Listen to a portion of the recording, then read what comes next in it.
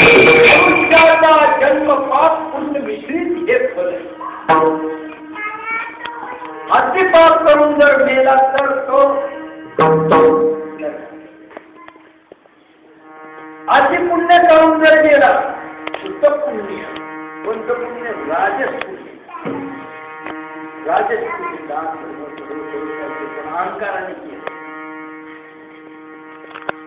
तो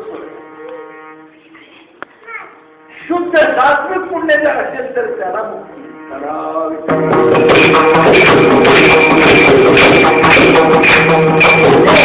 फक्त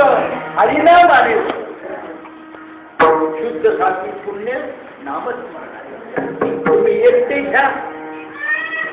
सगळे गोळा करून एकत्रित झाले तर घ्या परंतु नामाशिवाय ते पुण्य तयार होत नाही याला निरहंकारीच माणूस लागतो निरहंकारपणाने केलेला परमार्थ हा मुक्तीला कारणीभूत शिवाजी द्वारी